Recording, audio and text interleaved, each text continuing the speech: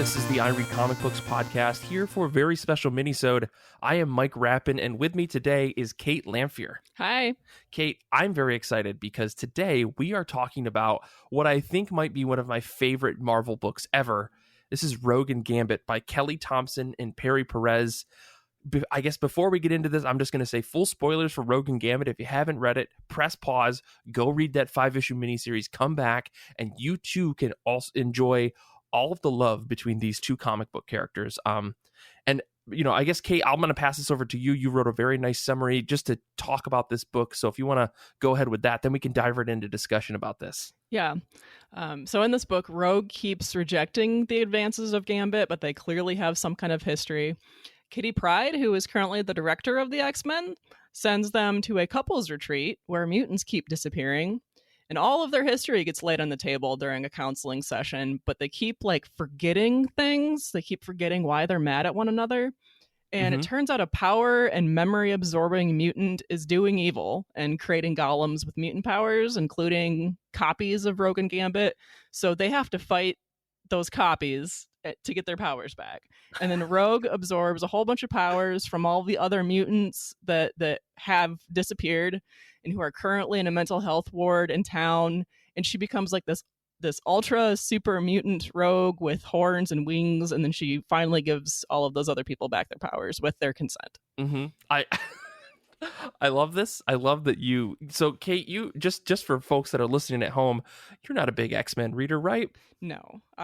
This is it.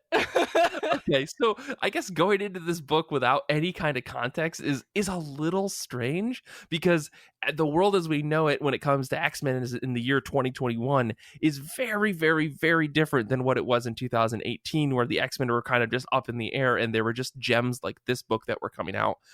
One of the little things I guess I'll say as an addendum to your summary is that Rogue and Gambit are sent to this place to investigate these missing mutants, and it's a couples retreat type place. So, of course, in the middle of there, we both had we both had spats in terms of our relationship, where Rogue was on the Uncanny Avengers at one point, which is a whole thing that happened, and she ended up kissing Deadpool, which is a point of contention in this book. And then Gambit was had his own solo series, which is very good. I recommend it if you want just hot boy action stuff. And in that book, he maybe had an uncertain, I don't know where Rogue and I stand, therefore I'm gonna maybe seek out a relationship with someone else temporarily, or kind of be in a will they won't they situation, which doesn't really help the relationship between Rogue and Gambit. And then, of course, this book comes together, and people like me who just want to cry at the mention of Rogue or Gambit in comic books, were absolutely satiated, because this book brings the two back together in such a wonderful way. So, like Kait said at the beginning of this book, they're separate and they don't really want to be together, or I think they want to be together, but they know that there's so many problems between the two of them that every time they come together, it's like a supernova. It only can explode. It can't ever stay in one place. And that's the thing that I really love about this couple. But I guess before I gush too much about this, Kait, what were your thoughts on this book as it went on? It's a quick little miniseries, but there's a lot that happens, and not only in plot, but also between the two characters. Yeah, there's clearly a lot of backstory that I have not read. But I think that that Kelly Thompson really did do a good job about not getting caught up on that. She drops in enough references, and you do see parts of their backstory through these counseling sessions that I get it. I understand what's happening. I understand that they've been involved. I understand some of their issues with one another.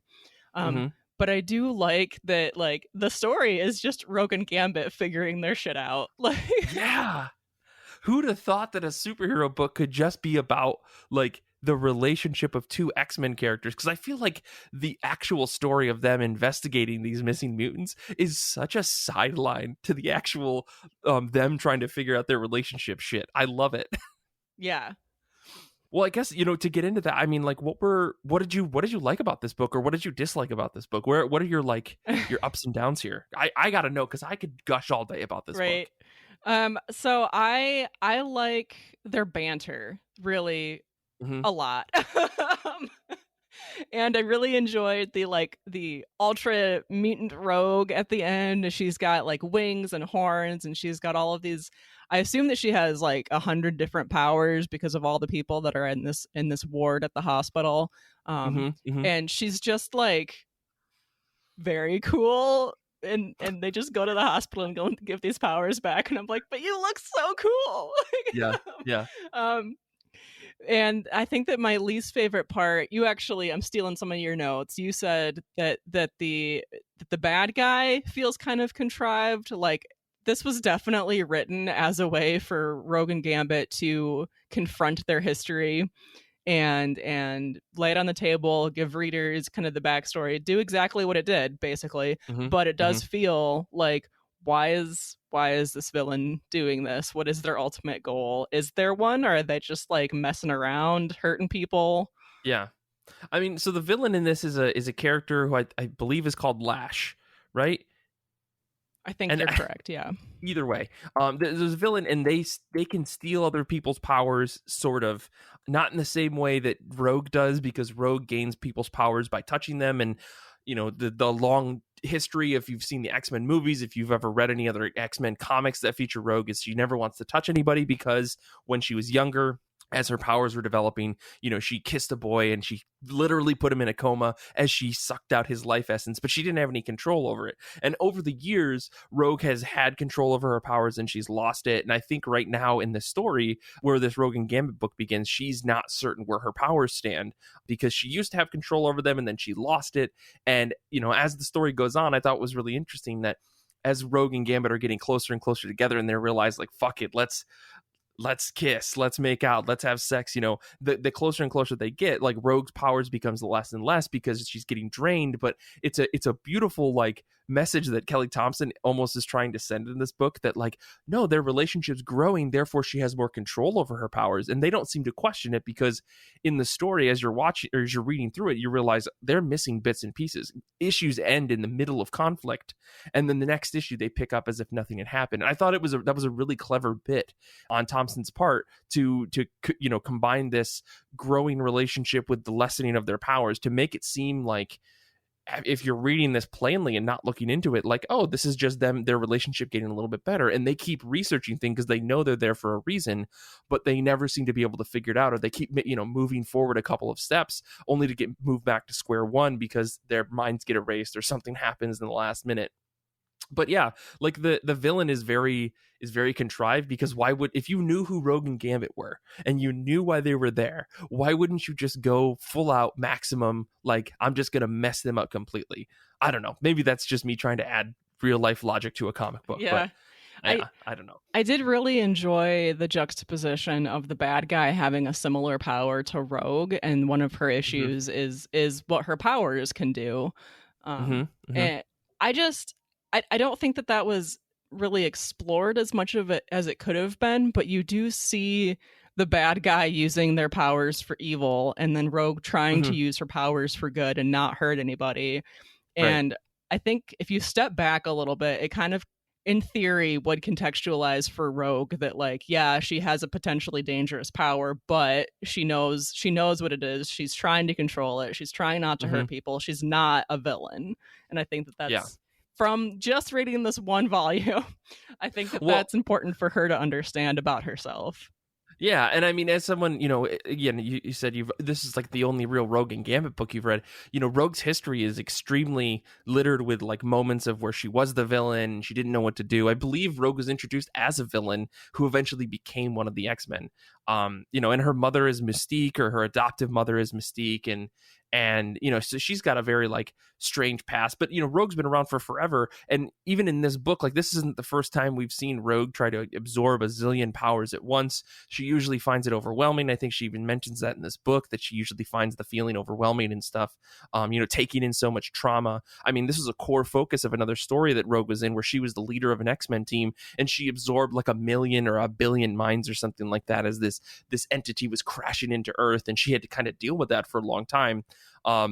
And to me, like, this is what makes Rogue such an interesting character, is that she's able to handle so much. Like, of all the X-Men, she ends up being this person, you know, very similar to like a Betsy Braddock or a or Jean Grey or an Emma Frost in some cases, where they have this psychic connection, and they have this thing where, they have to handle and carry so much like trauma on their shoulders in order to survive. And that's always made Rogue such an interesting character to me. And then, of course, she's in love head over heels with this dummy, absolutely charming, super good looking, who knows it kind of character who is head over heels for her. Like, he is such a player and such a flirt and such a character that like you would expect to kind of be just a shithead guy. But when it comes to Rogue, that's his one and only. Like, he may stray a little bit when things are rough between him and Rogue, just like She-Moot goes on and does her own thing as well. But when they always come back together, it's like I said, it's like a supernova.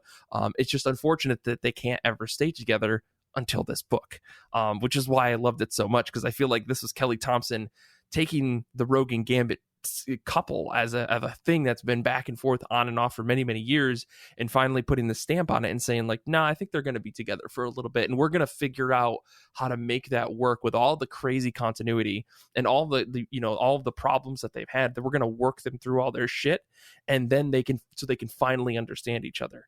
I don't know. I love this book. I've read this book a couple times, and I could totally gush about it even further. So I don't know. What else did you think of this book, Kate? I got stuck on the idea of Rogue's powers, and the fact that like her powers change in this book is I think part of her journey, because she has to take on, she absorbs whatever powers these golems have when she kills them. And actually, so does Gambit too. He gets some of her powers briefly from killing the golems that look like her, and that was really interesting. to see Gambit's eyes go from the black and purple to the green, I thought was like, I didn't notice that in the couple other times that I read it, and that Rogue end up having Gambit's eyes. Yeah, that is my favorite look ever. I'm gonna totally sidestep really quick. One of my favorite, like, I know out of continuity bullshit things, I love the Ultimate X-Men a lot, for what they were before Robert Kirkman like made them bad, and beyond the Ultimatum stuff, whatever. There was a mini story where Rogue is absolutely devastated in the Ultimate Universe because she killed Gambit and she absorbed him. And so like she's so upset because the person that she loved is now dead, and she has all of his memories inside of her, and so permanently she ends up looking a little bit more like Gambit. Like, her eyes go black and her hair changes color and stuff, and she has his powers.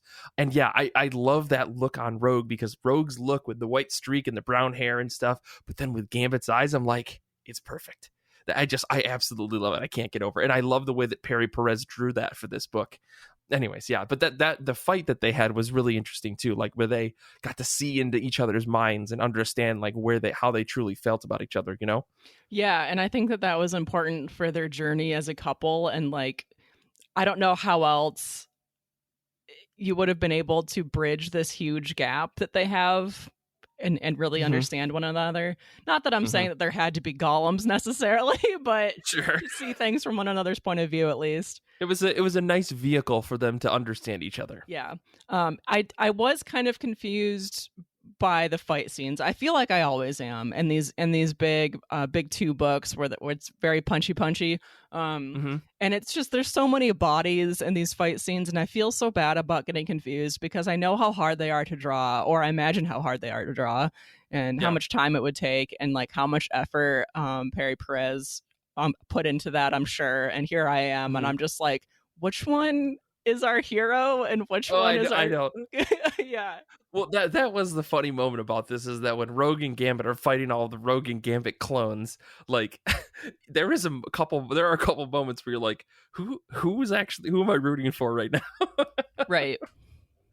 But I mean, how amazing were some of those pages though, with the various Rogue and Gambit like costumes and stuff? Like, what a beautiful thing. I mean, I haven't read every single Rogue and Gambit comic. I'll be the first to admit that, but it is nice to see a lot of some of the familiar like costumes for me. So I don't know what that was like for you, Kate. If it was just like, oh look, here's some alternate takes on these characters. I really enjoyed that, actually. I'm familiar at least with the art of X-Men enough, like seeing the covers and things. It's just part of pop culture, So I am familiar enough with their past looks that it was pretty cool to be able to like sit and study them a little bit to see what their costumes used to look like. Mm-hmm. Mm-hmm. I mean, speaking of costumes and stuff, I do want to mention, like, Chris Anka did all the covers for this book. I don't know if you read it in single issues or if you read it in a collection or not, but I was reading it in the digital singles that I got, and I forgot just how much I love Chris Anka's covers for these books. Like, they are absolutely gorgeous. Every single one is something I wish I could print out and put on my wall. I mean, talk about someone conveying like the absolute love between two characters. I think Chris Anka draws not only some of the hottest people in the world, but like Gambit and Rogue. I mean, are you kidding me right now with these two? Like, it's one of my favorite looks, and he does such a fantastic job just making these two look really, really good. Like, the cover for issue 3, for instance, is the one that has all of the rogues and gambits and stuff in different costumes, and I'm just like, I would love to see a Chris Anka drawn like X-Men book. And I know that he's done some of that stuff in the past, but like just his take on all the various gambits and the various rogues is just something that I just need more of in my life.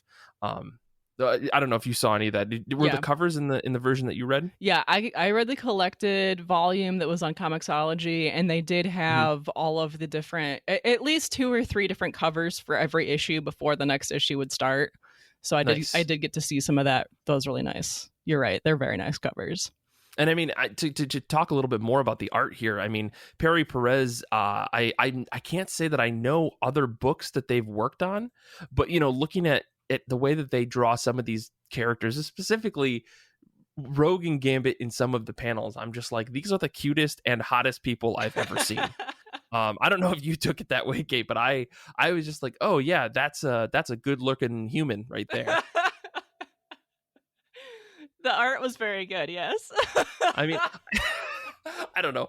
I feel like you can't do a Rogue and Gambit book without them looking like super good looking, because in my head they're like tragically beautiful people.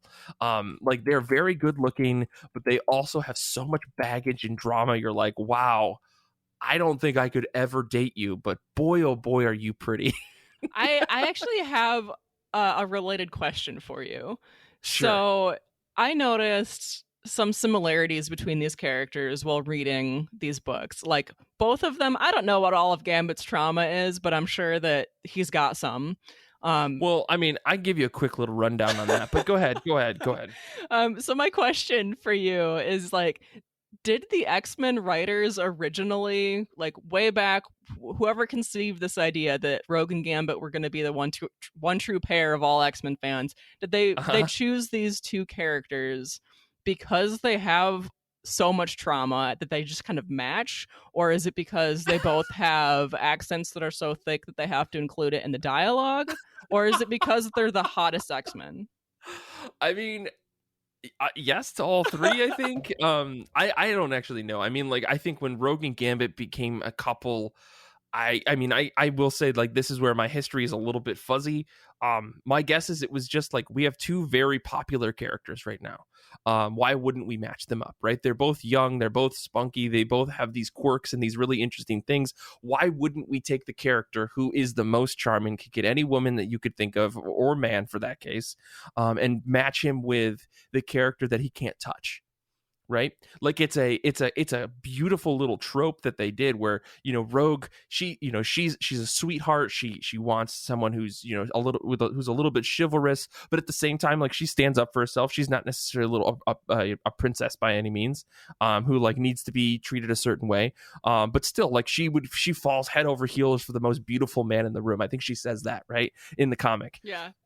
And Gambit, meanwhile, falls in love with her, but he can't have her in a way that you would expect a man like him to have, a woman, in that he would be very physical, and it would be a lot of touching and a lot of other things that you would expect for people that are going to be together. So of course he falls in love with her, she falls in love with him, and they can't be intimate like that. So they have to find new and interesting ways to be intimate. And I think, like, this has gone back to their history for a long time, where they've had to be really clever about the way that they've seen each other and how close they've been to each other.